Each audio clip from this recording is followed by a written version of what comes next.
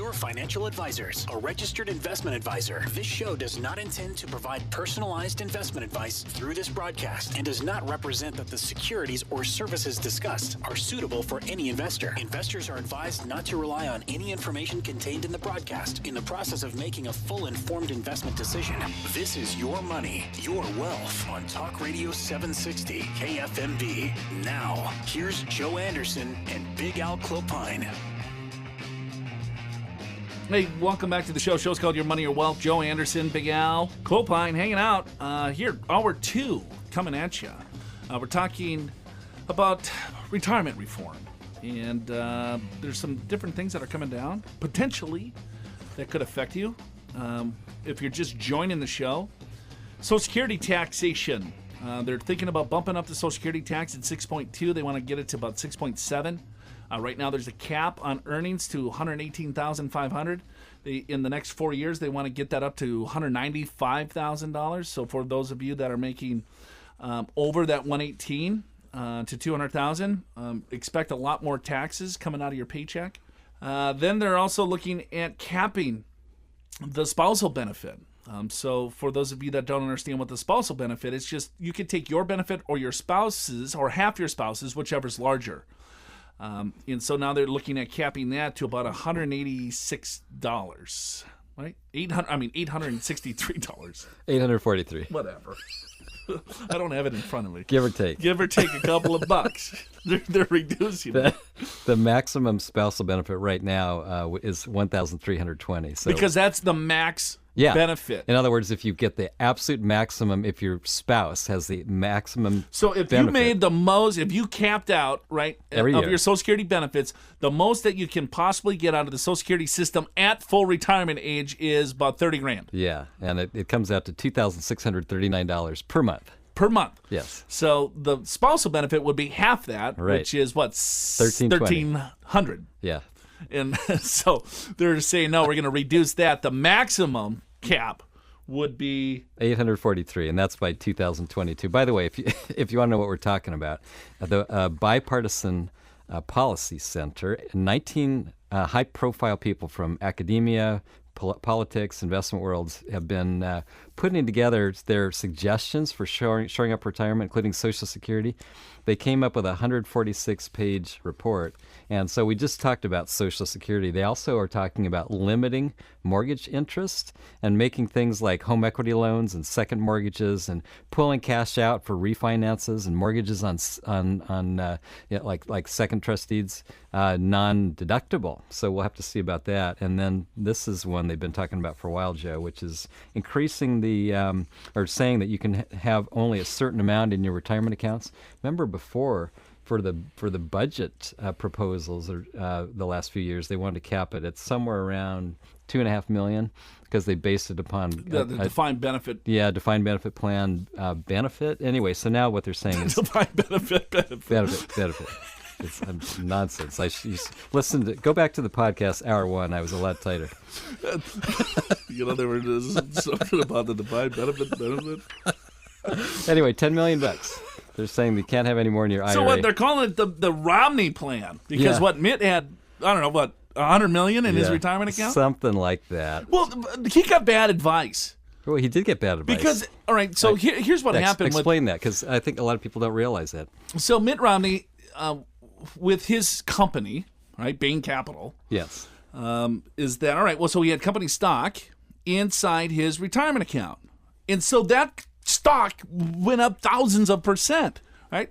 And so he's funding a normal, probably defined benefit plan, something like that, right? Where you could put in maybe a couple $100,000. So people are thinking, how the heck does he have $20 million or even 10 or 100, which was allegedly, said, is because there is a high growth component stock inside the retirement account. So people are saying, well, that's really cool, right? I want my high flyers in my retirement account because it grows tax deferred. I don't have to pay any tax as that thing's growing, so I get compound growth. All right, well, think about it. All of that growth at some point is going to be taxed at ordinary income rates, right? So at 70.5, good old Mitt is going to have to take a required minimum distribution from that account, starting at about 4%. So he's going to have to take out a ton of money, and he's going to be in the top bracket, so he's going to lose half of it anyway. So let's say he got a 50% tax deduction by putting the money in, because he was probably in the highest tax bracket as he's putting money in. So I put in $100,000, I save $50,000. That $100,000 grows to $1 million, right? And I mean, times this by several million. Right. But you get the gist here. So I got a tax deduction for 50 grand, right? But now that $100,000, because of his stock grew so much, now it's worth $1 million. Now I have to pull the thing out of my retirement account. I have to pay tax on the full $1 million. All ordinary income rates as a forced distribution, because his RMDs are going to be huge.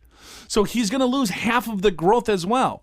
Let's say he didn't put the company stock inside his retirement account. He just invested in the company stock outside of the retirement account, right? In a brokerage account. That would have been a lot better for him, because when he sells that stock, he'd be subject to a capital gains rate, which is significantly less. What the top rate right now is 20% versus 39.6%. Right? But Correct. Then he's got the net investment income tax. We call that another 3.8. All right. So we're at, let's call it 24 versus 40. That's a lot lower. Then when he passes away, there's a full step up in cost basis on that stock. So the heirs will not have to pay a capital gains tax. There's going to be an estate tax issue, depending on what type of planning that he's doing. But there's a full step up in basis at death. When you inherit a retirement account, it blows up on the heirs, because it's all ordinary income to the heirs.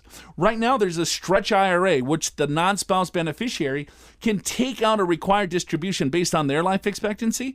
So let's say a 5-year-old, for instance, inherits that account and the life expectancy is age 85. That 5-year-old has another 80 years to take a distribution from the account. What they're looking at doing in this bipartisan policy center, or whatever they are, right? They're saying, no, we're going to get rid of that stretch IRA. It's going to be 5 years max that you have to take 100% of the retirement account out of the shell of the retirement account and pay 100% ordinary income tax. So the larger these accounts are going to be, right, so there's going to be larger RMDs, which are going to be taxed at higher rates, because how the marginal rate works is the more income that comes out of the plan, the more income tax that you pay. But then when you pass away, right, then the kids will have to take it out within 5 years. If you have substantial dollars in these accounts, you're going to lose, or the kids are going to lose half of it. Yeah, you're absolutely right, Joe. And so just to summarize, so Mitt Romney, so he has his company stock inside his IRA. It grows, I don't know what it grew, 100-fold, 1,000-fold. I mean, I don't know how you get to 100 million, but it's a lot, right? And so all of those dollars get taxed at the highest tax rate when it comes out. Now, if he'd done and had that same investment outside of the retirement account, if he never sold the investment, just had dividends from it, well, there's no capital gain tax. And when he passes away, that basis gets stepped up. In other words, when the kids get it, they don't pay any tax on it if they were to sell it. Now, think about it in the IRA. Then if he passes, the kids will have to take that money out taxed at ordinary income rates. It's a monumental mistake, actually. And now, Joe, as you say, with this bipartisan policy center, one of the things that they want to do is get rid of this stretch IRA, because it's really a pretty good deal. Because the old rule was that you had to take out that money. That the spouse is one thing. The spouse can keep it just like a regular IRA. But non-spouse, so the kids, grandkids, when they get it, it used to be they had to pull all that money out within 5 years. Several years ago, they came up with this stretch IRA concept. Yeah, 16 years ago. I think it was 2000. Yeah, exactly, 2000. And so what that means is that each person that gets this, who's not a spouse, can then do required distributions over their lifetime. Why is that important? Well, because then what happens is if you have to take something out over 5 years, it's going to push you into a very high tax bracket. Think of Mitt Romney's, for example, and his kids, grandkids. Gigantic tax bracket, and then they end up losing most of it just paying taxes. If you can stretch it over time, you can keep yourself in lower brackets. So that's a really pretty big deal, Joe. Right. I mean, let's say if you got $1 million in your retirement account, which a lot of you do, then you pass away, it goes to the kids. You're thinking, hey, you know what? I'm going to give a nice inheritance to the kids. Well, they have 5 years to take out that $1 million. If they do it, strategically throughout the 5 years, that's a couple $100,000. And let's say they're still working, right? Maybe they might be in their peak earning years when they inherit those dollars. Well, now they have their income plus another couple $100,000 of income on top of theirs. it's going to blow them up, right? And so looking at strategies to kind of diffuse this thing, Roth conversions is one. Maybe spending your retirement accounts first, pushing out Social Security. There's a lot of different strategies that you have to look at. I mean, and how about if you have 200,000, 300? I mean, it doesn't necessarily matter. If you have less than 100 grand, it's not going to have that big of an effect on, your kids. Right. But if you have a good chunk of money, which one of the largest assets that we find right now with our listeners is in their retirement accounts. Not necessarily their house anymore, it's their retirement account. And you want to make sure that you protect that as much as you can. You do, Joe. And the thing is, when it comes to retirement accounts, and we'll get into this more next segment, but you do want to look at maybe getting some of that money out into a Roth IRA, because then even though the stretch IRA may be gone, all that money will come out tax-free to your heirs. And it's just understanding the strategies and doing the right thing, not making mistakes, because you can save more in taxes than you think, but you must use a forward-looking tax-efficient strategy. All right, we got to take a break. Show's called Your Money, Your Wealth, right here on AM 760 KFMB. This is Your Money, Your Wealth on Talk Radio 760 KFMB. Hey, welcome back to the program. Show's called Your Money, Your Wealth. My name's Joe Anderson. I'm a certified financial planner with Big Al Clopine. He's a CPA. Thanks for tuning in. Go to purefinancial.com, purefinancial.com. We're a fee-only registered investment advisor right here in Southern California. We manage about $1.4 billion of client assets and one of the largest fee-only financial planning firms. We're a financial planning firm first that manage assets. We're not a money manager that backdoors some, back of the envelope type planning. We are the forefront on financial planning, and that's what we pride ourselves on. So go to purefinancial.com. Hey, Al, I got some email questions for you. Okay, good. What do you got? I got some interesting ones. I don't know how I got on this email list. It's from Investopedia. Okay. You ever heard of it? Sure. You heard of Wikipedia, right? Yeah, but I've heard of Investopedia as well. So Investopedia is kind of like Wikipedia for investors. For investors, yeah. Mm-hmm. So they send me emails, and they're saying, hey, Joe, need some more favors from you. So you answer them. I do. We answer them on the air. Yeah, got it. And you have them listed in the podcast? Yeah, I just sent it over to Investopedia. All right. I said, well, and then I take credit for it because you actually answer the questions. You got it. I see how this works now. So, okay, here's one. This is an interesting one. Here was the title of the email. Can an SEC licensed broker-dealer transfer your 401k account into an IRA without your permission? Without your permission? Yes. So here's the summary. Okay. Here's the actual question. All right. Can the broker-dealer also allow your husband to withdraw funds from your 401k, change to IRA account without your permission? Is this a violation of fiduciary duty? Should I consult a lawyer? So, a few things here.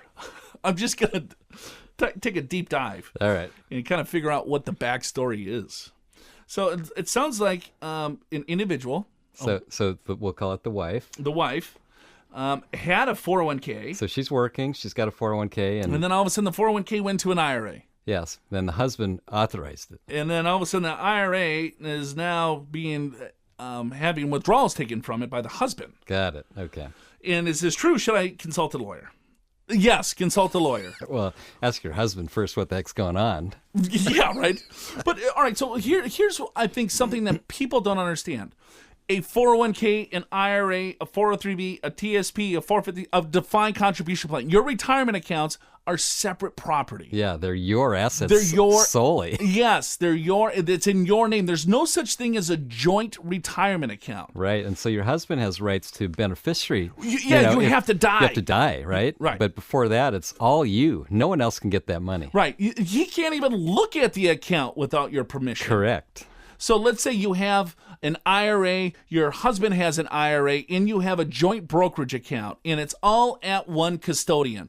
Charles Schwab, Fidelity, TD Ameritrade, Vanguard, whatever, right? So that's the custodian. And you have the 3 different accounts at that custodian.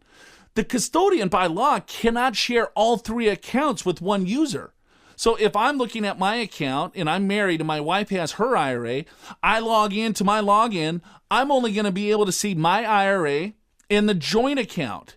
I cannot see my wife's account without special permission to see all of the accounts. So if that tells you anything, there's no, the husband or the spouse cannot take a distribution from your retirement account. Yes, consult a lawyer. Yeah. Now there could be a way though.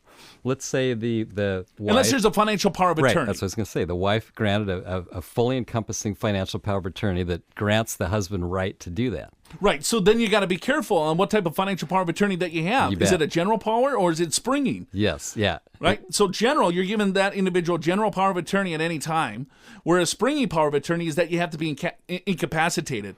And some powers of attorney say there's two doctors that will have to say that you're incapacitated. Now, in this case, if the wife granted that a general power of attorney, then the husband does have right to do that.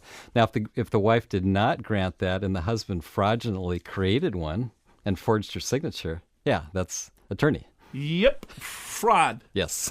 I would first consult a marriage counselor, second a divorce attorney, and then a litigator, right, to make sure that you can get your money. Because we're working on a case, hypothetically, right? Okay. Is that husband and wife, right? The wife is coming to us and saying, you know what? Hey, I'm getting a divorce. Can you help me out? You know, things like that. Sure. Right? Tell us a little bit more about your situation. You know, hey, we've been married for whatever years. Husband had a couple $1,000,000. They had a joint account, and he had some big IRAs and things of that nature. So the advisor was advising both spouses, husband and wife, right? So he's got a fiduciary or she's got a fiduciary duty, depending, I guess, what type of advisor that person is, to both couples. Sure. And as soon as there's a divorce, you have to know that there's a conflict of interest. You can't say, hey, I'm going to advise both of you here, right? Because each person now has their own objectives and motives. So apparently the advisor is kind of siding with the husband. Okay. And the husband has the majority of the assets. And he's draining the accounts. Got it. Right? By hundreds of thousands of dollars a year. Just blow, and I don't know what he's probably burying it in his backyard, things like that. She's like, well, is there something that I can do? What can I do here? Well, as you go through the divorce proceedings, I'm not a divorce attorney. I've never been married, so I don't know about divorce. But I'm guessing, this is my opinion, is that when you go through it, there's going to be, look back period of some sort, I would imagine, and all of a sudden they're going to be like, okay, you had $2 million, now you have $200,000, and you want to give your wife $100,000. Where did the money go? Well, I think so, and I'm also not a divorce attorney, but what I've been told is that if there's a date of separation, then you could potentially use that date and get the assets valued as of that date. So, in other words, if there's $2 million as of that date, now there's $200,000, I think you got a pretty good case that the date that you separated, that you should use the valuation on that date. I mean, if you don't have a retirement game plan today, here are 3 reasons why you should. All right. First of all, it could help you identify unnecessary risks you are taking right now with your money that you didn't even know existed. Number 2, it could reveal new ways to make the most out of every nickel you've saved for your retirement. And then finally, it could uncover the gaping holes in your current plan or help avoid critical mistakes that could cost you thousands, if not tens of thousands of dollars. Got to take another break. We'll be back in a second. Got a couple more questions for Big Al. Show's called Your Money, Your Wealth, right here on AM 760 KFMB. Now back to Your Money, Your Wealth on Talk Radio 760 KFMB. Hey, welcome back to the program. Show's called Your Money, Your Wealth. Joe Anderson, Big Al. Go to purefinancial.com to learn more information about us. We're one of the largest fee-only financial planning firms here in Southern California.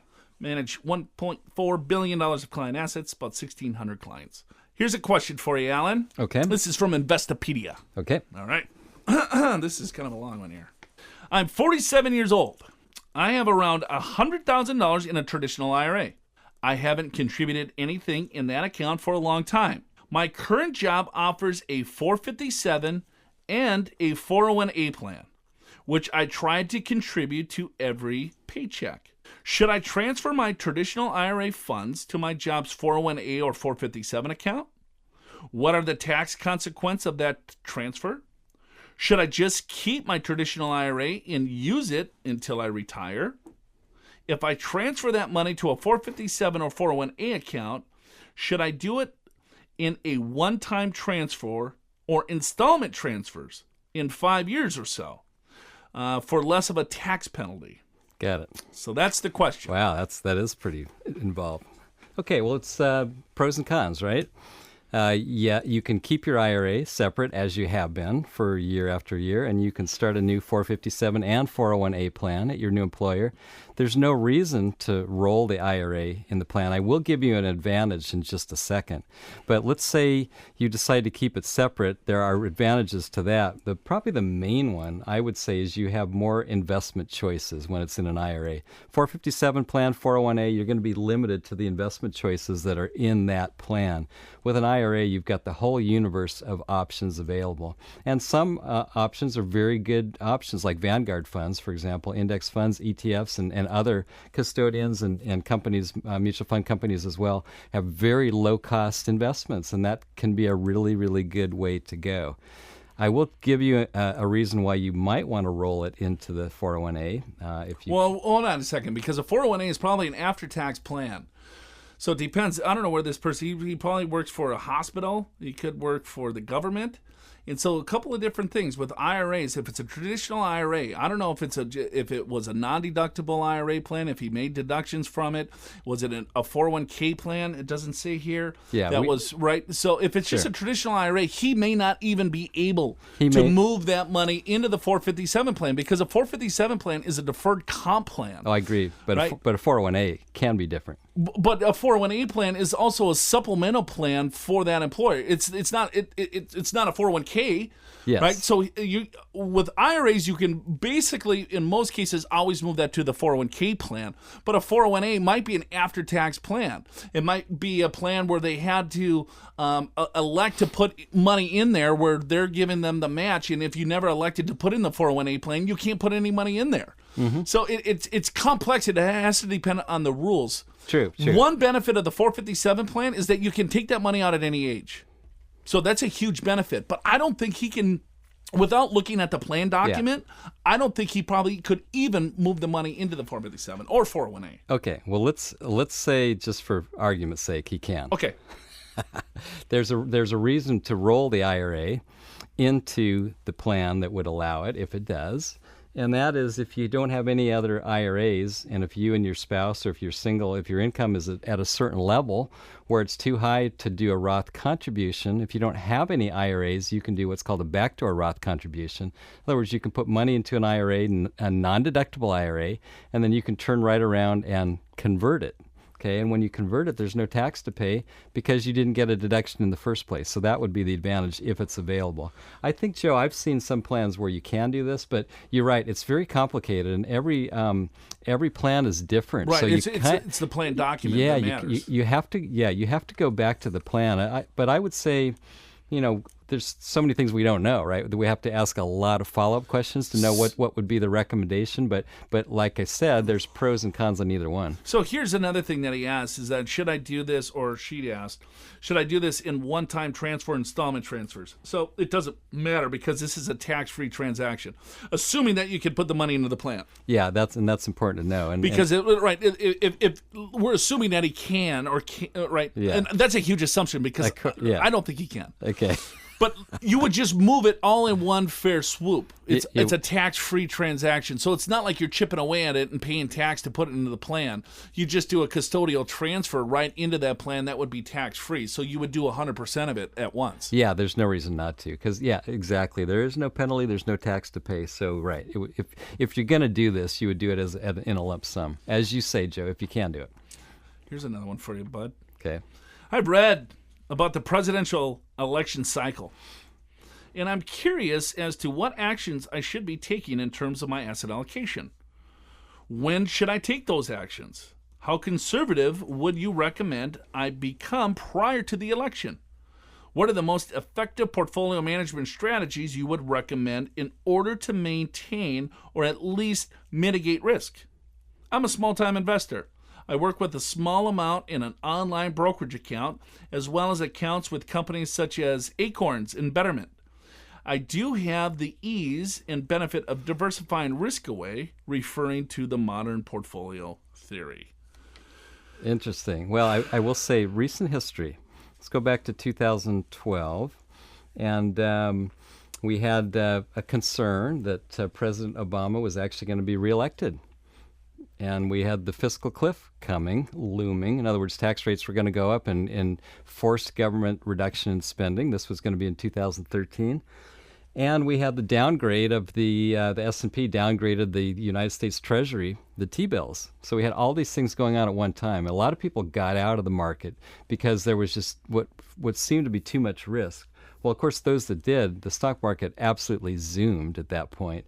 The thing is, we avoided the fiscal cliff. President Obama did get reelected, and it turned out that the downgrade of the Treasury bills wasn't really that big a deal. So here's my answer. That's just what happened last time. Here's my answer, though, is there is no evidence that there's any sort of market swing one way or another with a presidential election. It can happen, and it may happen, but there's no reason to make any drastic changes in your portfolio just because of that. In fact, the more important thing is, regardless of where you are in the presidential election or the market cycle or anything, is to spend a little bit of time figuring out what's the right investment allocation for you. And that takes a little planning, because that's where you have to come up with something that we call the family index, meaning that it's important to understand what rate of return that do you need to make your retirement and your goals work. In other words, it sounds like he's a pretty young person, right? He's using Acorns. You know what Acorns is?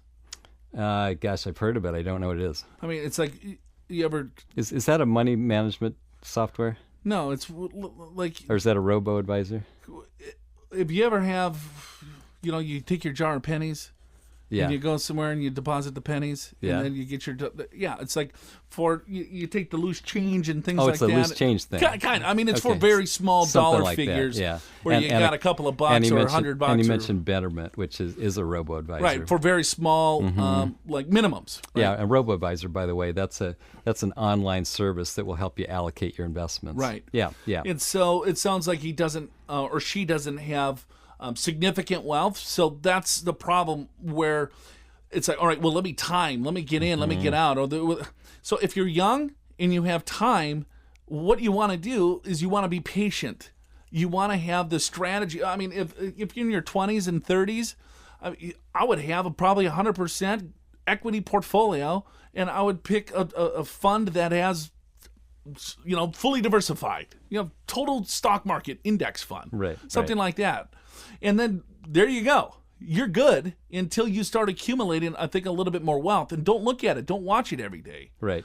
I think that's good advice. And so that comes down to, again, trying to relay this to a presidential election. You really can't. In other words, there's it's no... It's like selling May and go away. Yeah, there's no evidence that it's going to do one thing or Santa another, Claus effect. Regardless of who wins or who loses. 30-day moving averages. Exactly. It doesn't matter. Technical analysis. I mean, it works if you're high-frequency trader that are getting in and out of the markets in milliseconds. But if you're using Acorn, just hold on, buddy. It's going to be all right. All right, we got to take a break. When we get back, we're going to wrap up the show, Al. And I got Mary Beth Franklin wrote a piece about reverse mortgages. Oh, cool. So we can talk a little bit about that. That's getting some press lately. So don't go anywhere. We'll be back in just a second. Show's called Your Money, Your Wealth, right here on AM 760 KFMB. This is Your Money, Your Wealth on Talk Radio 760 KFMB.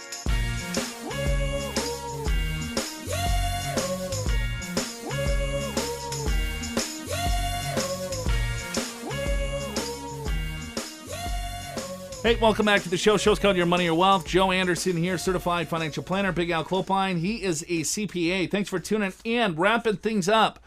Talked about quite a few things today. The Bipartisan Policy Committee came together and had some best thought practices of what they can do to increase the average middle class retirement by 50%. That's what they're claiming. They want to shore up Social Security. They want us to somehow get us to save more by having less debt. Well, less debt and more required retirement plans for certain employers, as well as get rid of the stretch IRA. There you go. I think that will increase. I was going to get into some of this reverse mortgage stuff, but I just got 3 or 4 emails from people that have tax questions for you, Al. In the last second. Okay. I think I'm going to go there if you don't mind. Yeah, sure. What do you got? We can go with reverse mortgages next week. Okay, sounds good. My wife and I are 83 years old. Okay. We will sell our home for about $400,000.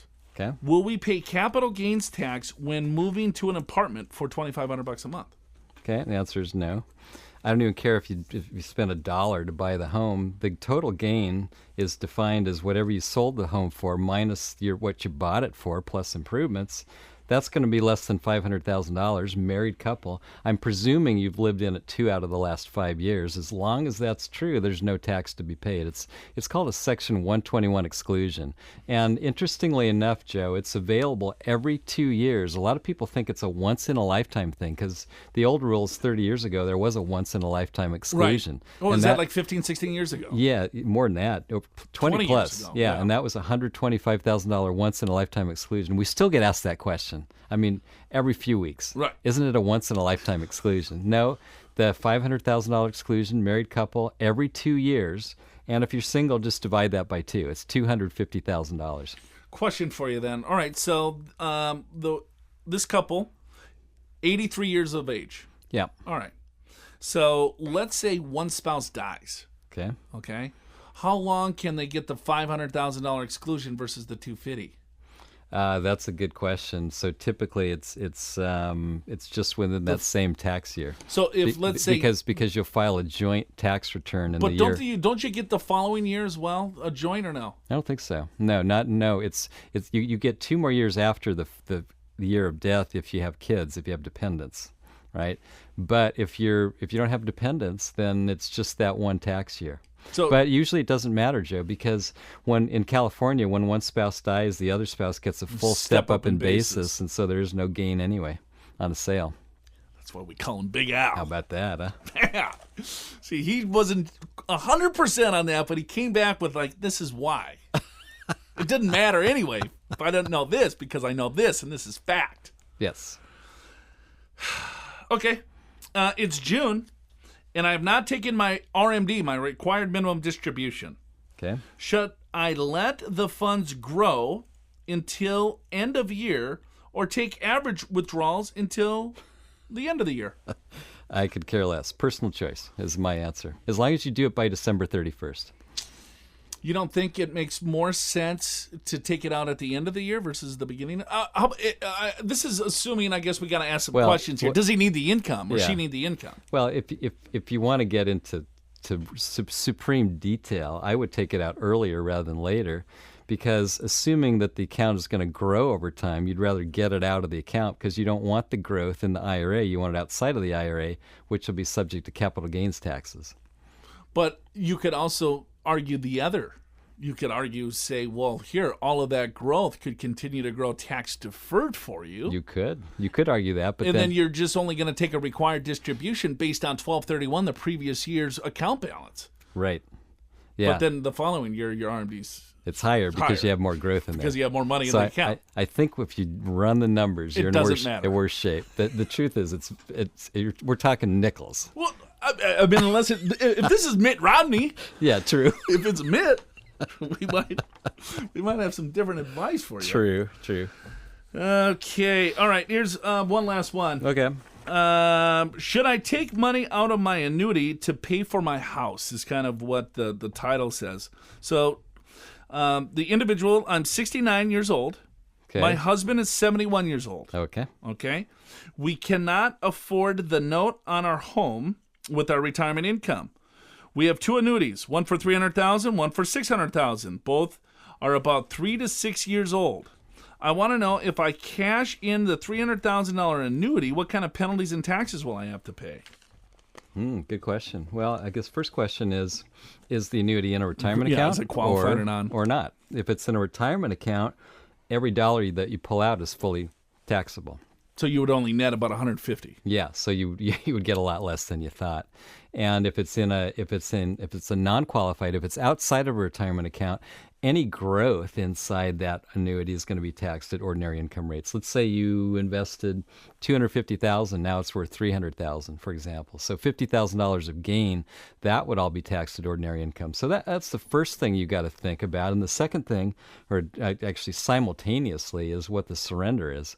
Because if you bought it, what did they say, 3 to 6 years ago? 6 years ago? Yeah, what does it say here? Both are about 3 to 6 years old. Okay. So they both still... Well, that's a big deal. I mean, Yeah, because yeah. usually surrender period on an annuity is 7 years, 8 Yeah. years, something like that. So there could be a pretty expensive surrender. If it's 6 years versus 3 years, That you probably is- have a lot higher It's a surrender big, charge. Big difference. A lot of these, wouldn't you say like I mean, I guess there's no such thing as a typical annuity, but you might expect a 7-year surrender. First year would be 7% surrender, second year 6%, third year 5%, Something and like so that. on. It's like maybe it could be 7, 7, 6, Yeah, 4, or 3, some- 1. whatever. So if you bought it 3 years ago, the surrender could be 5% or right. whatever, right? 4%. But the internal cost on that variable, I mean, is it a fixed annuity, variable annuity? I don't know. And you're right. Is it in the retirement account? Because maybe sometimes people call their, let's say she's a teacher and they had a tax sheltered annuity, Sure. which is actually a 403B plan, which Yes. is a retirement account, Yeah.